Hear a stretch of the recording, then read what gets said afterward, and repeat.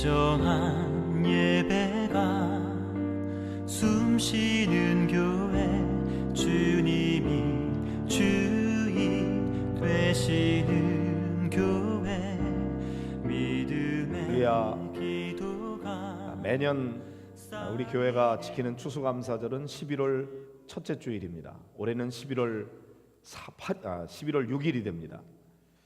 추수감사절을 앞두고서 이 추수감사절을 어떻게 맞이하고 또 어떻게 지켜야 좋겠는가, 그런 고민을 하게 되었습니다.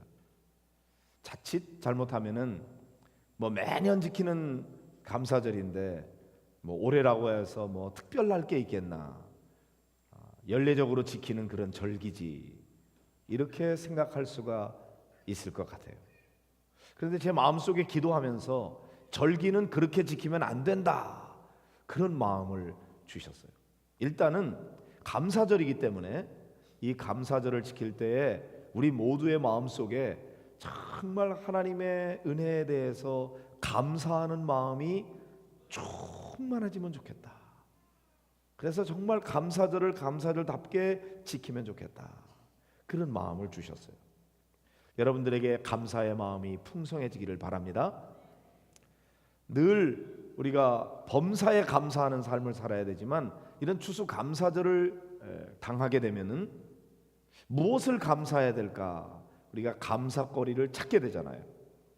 감사를 헤아려 보는 가운데 감사거리가 풍성해지는 그런 감사절이 되어야 되겠죠.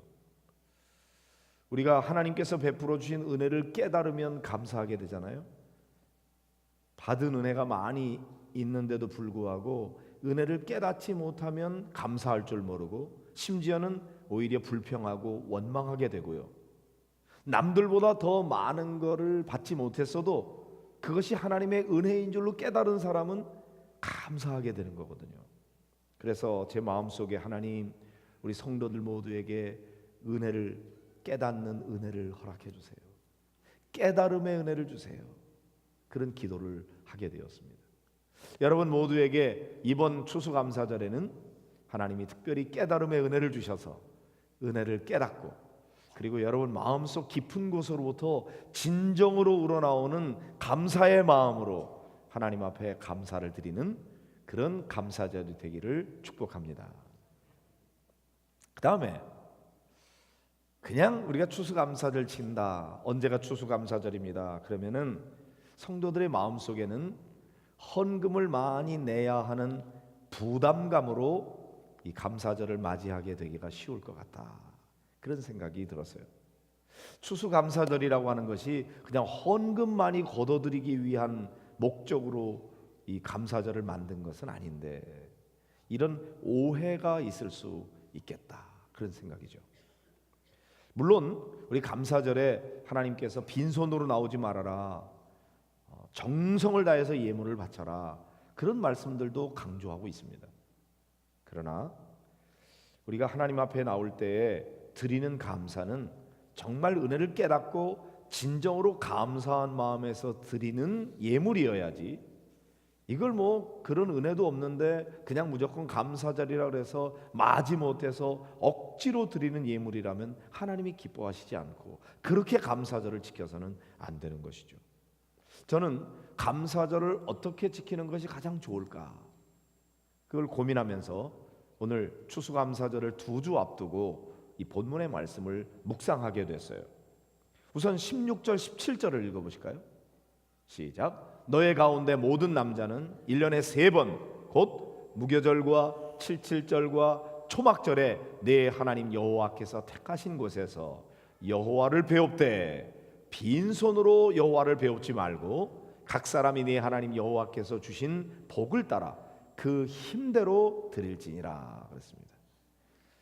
자, 이게 이스라엘 백성들 가운데에서 모든 남자가 1년에 지켜야 되는 절기는 3번이에요. 까딱하면 2번이라고 할 뻔했네. 무교절과 칠칠절과 초막절이죠. 우선 무교절이라고 하는 것은 이스라엘 백성들이 애굽 땅에서 종되었을 때에 거기에서 고난을 당했던 그걸 기억하면서 고난의 떡, 곧 누룩을 넣지 않은 맛없는 빵, 무교병을 먹기 때문에 그래서 무교절이라고 부르기도 하는 것이죠. 77절은 여기 9절부터 12절까지 나오는 말씀인데 첫 번 추수와 관련이 돼 있어요. 그래서 우리가 맥추감사절로 지키는 절기인 것이죠. 그 다음에 초막절은 오늘 본문의 말씀인데 13절을 읽어볼까요? 너희 타작마당과 포도주 틀에 소출을 거두어 들인 후에 이래 동안 초막절을 지킬 것이요. 그렇죠. 이게 초막절이라고 하는 것은 추수감사절이에요. 소출을 거둬들인 후에 감사한 마음으로 하나님 앞에 지키는 절기인 것이죠.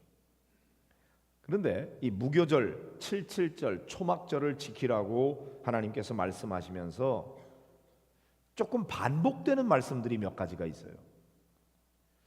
그 중에 하나는 이래 동안 지켜라. 일주일 동안 지키는 절기예요. 우리는 보통 절기를 지키면 하루 지키는 걸로 끝나잖아요. 그런데 이스라엘 백성들은 일주일 동안 이런 절기를 지켰어요. 일주일 내내 하나님 베풀어 주신 은혜와 사랑과 축복을 기억하면서 하나님 앞에 일주일 내내 지키는 절기인 것이죠. 그러니까 벌써 이 절기를 지키는 무게가 다르고 시간의 헌신이 훨씬 더 큰 것이죠. 일주일 동안 지켜라. 그 다음에 15절을 보실까요? 내 하나님 여호와께서 택하신 곳에서 너는 이래 동안 내 하나님 여호와 앞에서 절기를 지키고 내 하나님 여호와께서 내 모든 소출과 내 모든 손으로 행한 모든 일에 복을 주실 것이니 너는 온전히 즐거워할지니라. 그랬습니다. 이 세 절기에 대해서 말씀하실 때 강조하고 있는 것 가운데 하나가 장소예요. 하나님께서 자기의 이름을 두시려고 택하신 곳에서 지켜라. 몇 번이나 반복해서 말씀하시냐면요, 2절, 6절, 7절, 11절, 15절, 16절 6번이나 반복해서 아무 데서나 그냥 편리한 대로 좋은 데서 하면 되는 것이 아니고 하나님이 당신의 이름을 두시기 위해서 택하신 곳이 있다는 거죠. 성전이죠. 거기에서 지켜야 된다. 그러니까 우리가 절기를 지킬 때 내 편리 위주로 하면 안 되고 하나님이 정하신 장소가 있는 거고 하나님이 정하신 거룩한 시간이 있는 거고, 그래서 하나님이 주신 각 성에서 드리지 말고 하나님이 택하신 곳에서 드려라 이렇게 말씀하죠. 오늘날 우리가 하나님 앞에 예배 드릴 때에도 어디서나 뭐 예배만 드리면 되지 그렇게 생각할 수 있지만 그렇지 않은 거죠. 하나님이 정하신 이 교회에 나와서 이 예배당에서 하나님을 예배 드리는 것과 그렇지 않고 편리 위주로 하는 것은 다른 것이죠. 그러므로 성도 여러분, 여러분이 이 예배당 안에 와서 여기서 예배 드리는 의미를 더 귀하게 여기시기를 바랍니다. 근데 이 세 절기를 보면요, 강조점이 조금씩 다른 것을 볼 수가 있어요. 우선은 무교절은 애굽 땅에서 종되었던 것을 기억하라. 기억하는 것에 대해서 강조점이 있어요. 너희는 본래 애굽 땅에 종되었던 존재들이다. 너희는 노예 백성이었다. 그런데 내가 너희들을 그 노예로부터 건져냈어. 너희는 이것을 잊지 말고 기억해라. 은혜를 기억해라. 이거를 강조하고 있는 것이죠. 77절을 지킬 때에도 너희가 종되었던 데서 건져낸 것을 기억하고 절기를 지키라고 말씀하고 있어요. 이것을 오늘날 우리식으로 해석하면요, 너희는 본래 죄의 종되었던 존재들이다.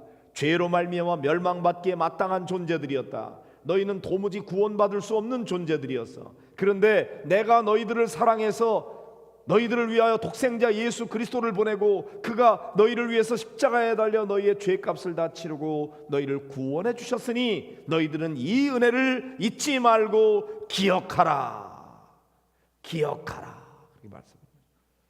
우리가 예배당에 나올 때마다 십자가를 바라보면서 본래는 내가 죄로 말미암아 죽었어야 되는데 주님이 날 위해서 대신 십자가 지셨구나. 그 은혜를 자꾸만 리마인드 하는 거죠. 기억하는 거예요. 그리고 그 은혜에 대해서 감사하는 것입니다.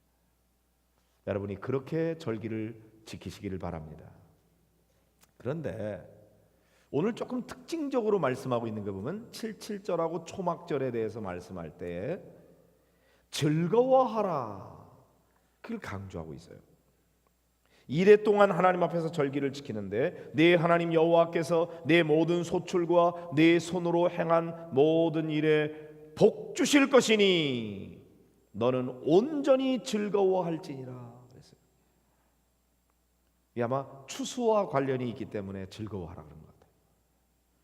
복을 주신 대로 예물을 드리라는 말씀도 있고요, 복을 주실 것이니 즐거워하라 이렇게 말씀합니다. 그러니까 아직은 주시지 않았을지라도 하나님께서 너에게 복을 주실 것을 믿고 온전히 즐거워해라 이렇게 말씀합니다.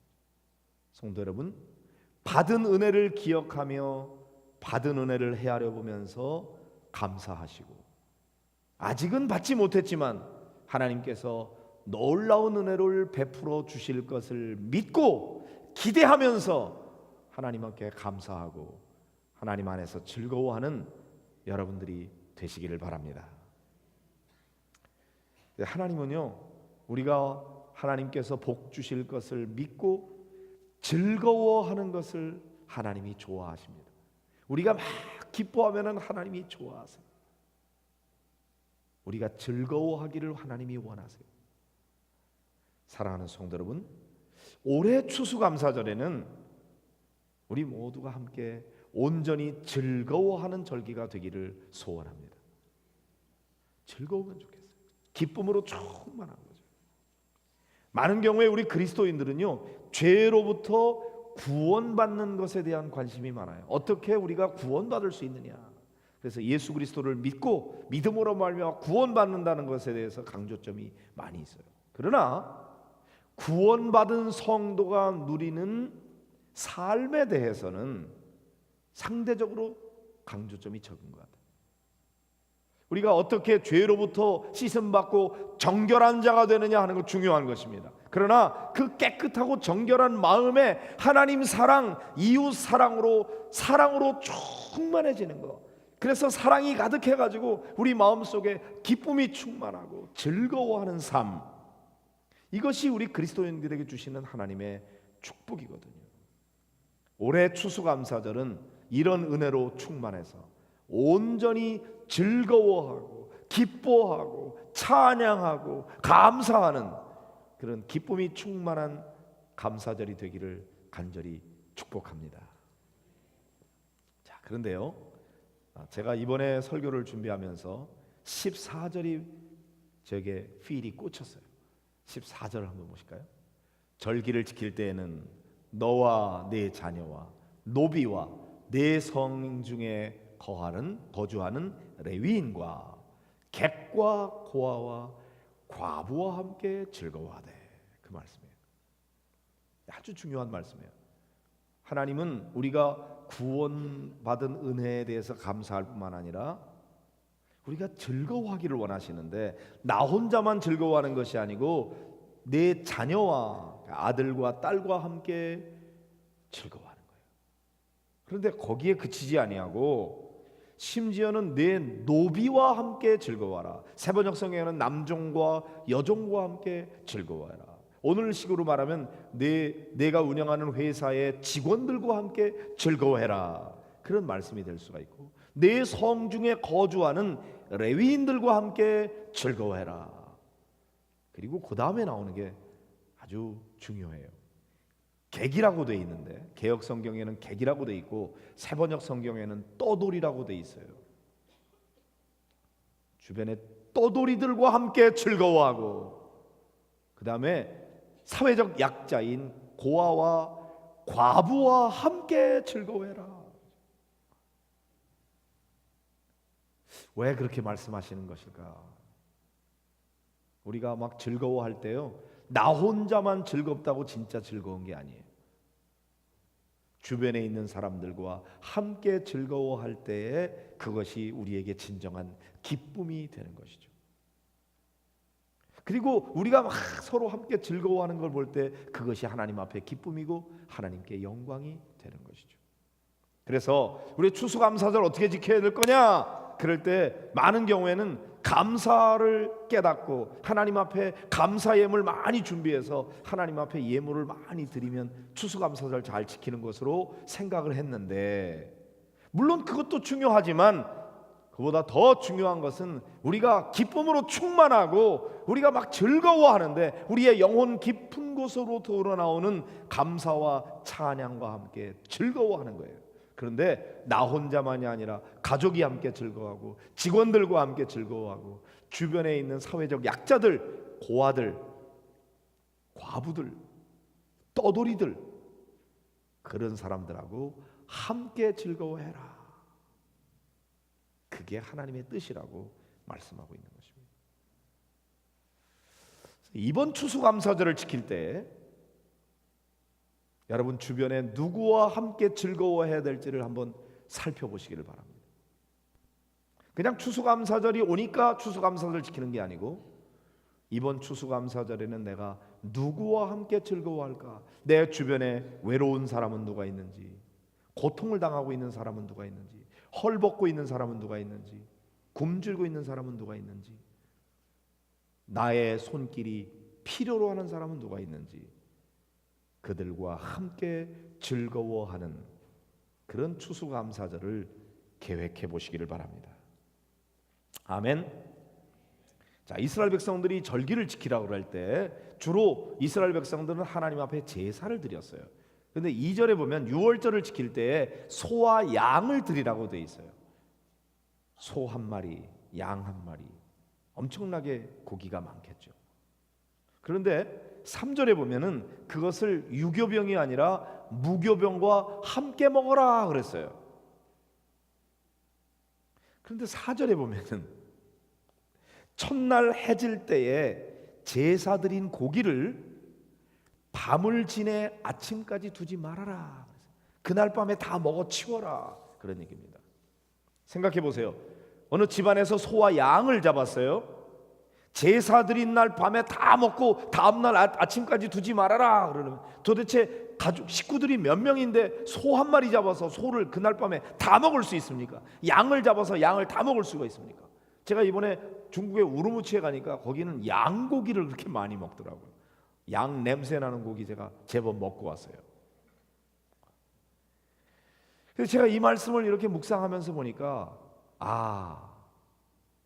이 소와 양을 잡아서 일주일 동안 나눠서 먹어라 그러면 자기들 식구끼리만 먹으면 되는데 그날로 다 먹어 치워라, 다음날 아침까지 두지 말아라 이렇게 말씀하신 걸 보니까 구조적으로 나누어 먹을 수밖에 없도록 하나님이 하신 거예요. 그렇지 않으면 버려야 되니까요. 그러니까 소와 양을 잡았으면 그걸 그날로 다 먹어야 되니까 주변에 있는 객과 고아와 과부와 남종과 여종과 그들과 함께 다 나눠 먹을 수밖에 없도록 하나님이 그렇게 만드신 것이 아닌가, 제가 그렇게 해석이 됐어요. 이스라엘 백성들이 절기를 지킬 때 하나님이 가지는 초점이 뭐냐면 함께 하는 거예요. 함께. 그러니까 추수감사절은 하나님의 은혜를 깨닫고 하나님 앞에 예물을 드리되 10절에 보면은 힘을 헤아려 자원하는 예물을 드리라고 그랬고 16절에는 빈손으로 여호와 앞에 배웁지 말라 그랬고 17절에는 하나님 여호와께서 주신 복을 따라 그 힘대로 드리라고 그랬어요. 그러니까 분명히 이 추수감사절은 예물을 정성껏 준비해서 하나님 앞에 드리는 절기임에 틀림이 없어요. 그러나 그거보다 더 강조하고 중요하게 다루는 말씀이 뭐냐면 함께 즐거워하라 이거죠. 온전히 즐거워해라 이거죠. 그런데 특별히 사회적 약자들과 함께 즐거워하는 절기가 되어야 된다. 그것이 내 뜻이다. 이렇게 말씀하고 계십니다. 아주 대단히 젊고 유능하고 사업을 잘하는 젊은 청년이 고급 승용차를 타고서 길을 가는데 갑자기 돌멩이가 날아와 가지고 차를 때려버렸어요. 차가 망가지게 되었죠. 너무나 화가 나가지고 이 청년이 차에서 내려서 돌멩이를 던진 그 소년의 멱살을 잡으면서 야, 이게 도대체 무슨 짓이냐? 너 내가 반드시 변상을 받아낼 거야. 너 부모님에게 가자. 그리고 멱살을 잡고 막 소리를 칩니다. 소년이 눈물을 훔치면서 이렇게 말했습니다. 제가 돌멩이를 던지지 않았다면 아무도 차를 세워주지 않았을 거예요. 저기 우리 형이 휠체어에서 굴러 떨어졌는데 아무도 도와줄 사람이 없어서 그랬어요. 너무나 잘못했습니다. 용서해 주십시오. 이 젊은 청년 사업가는 소년의 이야기를 듣는 순간에 갑자기 목에서 뭔가 뭉클하고 올라오는 걸 느꼈어요. 아무 말 없이 그 소년의 형을 휠체어에 태워주고서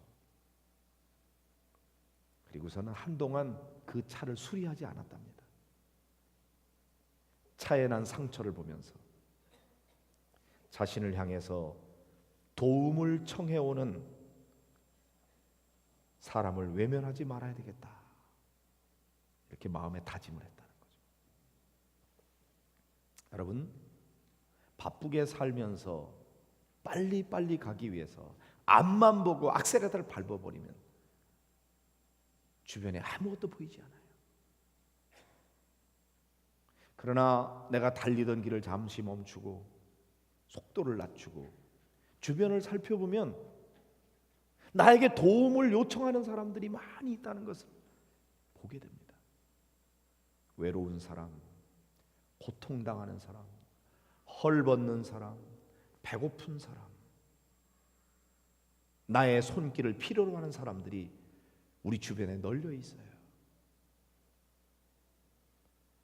그들을 위한 작은 배려가 하나님을 기쁘게 할 뿐만 아니라 내 삶을 즐겁게 만들고 행복하게 만드는 거죠.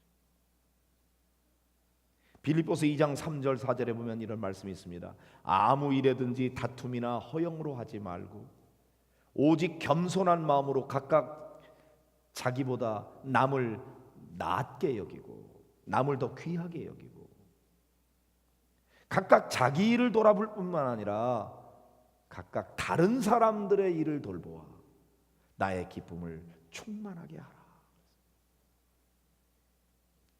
내 일만 집중하지 말고 남의 일을 돌보아라 말씀이죠. 야고보서 2장 15절 16절에는 뭐라 그러냐면 만일 형제나 자매가 헐벗고 그 다음에 일용할 양식이 없는데 입을 옷이 없고 입을 양식이 없고 그런데 너희 중에 누구든지 그에게 이르되 평안히 가라 더웁게 하라 배부르게 하라 말만 그렇게 하면은 그 몸에 쓸 것을 주지 않으면 무슨 유익이 있겠느냐. 주변에 헐벗는 사람이 있고 굶주리는 사람이 있는데 그 사람들한테 뭔가 작은 거라도 나눠줘야 될 거 아니냐. 그게 살아있는 믿음이지 말만 하는 신앙은 죽은 믿음이다. 마태복음 10장 42절에 예수님이 하신 말씀 같이 읽어볼까요? 또 누구든지 제자의 이름으로 이 작은 자 중 하나에게 냉수 한 그릇이라도 주는 자는 내가 진실로 너에게 이르노니 그 사람이 결단코 상을 잃지 아니하리라 하시니라. 여러분, 지극히 작은 자 하나에게요 냉수 한 그릇, 그까짓 게 뭐 대수입니까? 우리가 누군가 어려운 사람들을 돌보라 그러면 많은 것을 도와줘야 되는 줄로 알아요. 그렇지 않아요. 지금 목마른 사람에게는 냉수 한 그릇이 생명수예요. 냉수 한 그릇만 대접해도 상을 잃지 않으리라 말씀하셨어요. 많은 걸 나눠줘야 된다고 생각하고 많은 것 나눠줄 게 없다고 아무것도 안 나눠주는 것보다는 비록 냉수 한 그릇이라도 나눠줄 생각을 하면 나에게 나눠줄 게 있다는 것을 발견하게 돼요. 그리고 나눠주게 될 때에 우리의 마음에 기쁨이 있고 즐거움이 있는 거예요. 잠언서 19장 17절을 보실까요? 시작. 가난한 자를 불쌍히 여기는 것은 여호와께 구워드리는 것이니 그의 선행을 그에게 갚아주시리라. 여러분, 가난한 자를 불쌍히고 뭐 나눠주면요, 하나님이 우리의 빚쟁이가 되는 거예요. 내가 하나님께 구워드리는 거래. 하나님이 갚아주신대요. 여러분, 주변의 이웃들과 함께 온전히 즐거워할 수 있는, 정말 하나님이 계획하신 하나님의 방법대로 지킬 수 있는 그런 추수감사절을 계획해 보시기를 바랍니다. 하나님을 기쁘게 해드리는 삶이라고 하는 것은 하나님께만 감사하고 찬양하고 예배하고 영광 돌리는 것만 아니라 이웃들과 함께, 특별히 사회적 약자들과 함께 즐거워할 때 그것이 하나님 앞에 영광이 된다는 사실을 깨닫게 되시기를 바랍니다. 여러분, 우리가 이웃과 좋은 관계를 맺을 때에 나에게 행복이 있는 거고요, 내가 주변의 이웃과 함께 좋은 관계를 맺지 않으면 내 행복이 깨지는 거예요. 내가 불행해지는 거예요. 그래서 하나님께서는 우리 모두가 함께 즐거워하는데, 특별히 약자들과 함께, 고아들, 떠돌이들, 과부들, 우리가 돌보지 않으면 홀로 살아갈 수 없는 그 사람들과 함께 즐거워하는 절기가 되라고, 그걸 일주일씩 지키라고, 하나님이 정하신 곳에서 그 일을 하라고, 이렇게 말씀하고 있는 것입니다. 이번 추수감사절이 기대가 됩니다. 함께하는 축복을 누리게 되시기를 주님의 이름으로 축복합니다. 우리 함께 기도하면 좋겠어요. 하나님, 무엇을 감사해야 될지 깨닫게 해주세요. 은혜를 알게 하시고 감사하게 하시되, 하나님, 우리가 온전히 즐거워하는 절기가 되게 하시고, 그리고 함께 즐거워하게 해주십시오. 누구와 함께 즐거워하기를 원하시는지 하나님, 그 사람을 알게 해주시고 모두가 함께 즐거워하는, 온전히 즐거워하는 절기가 되게 해주십시오. 우리 함께 기도하도록 하겠습니다.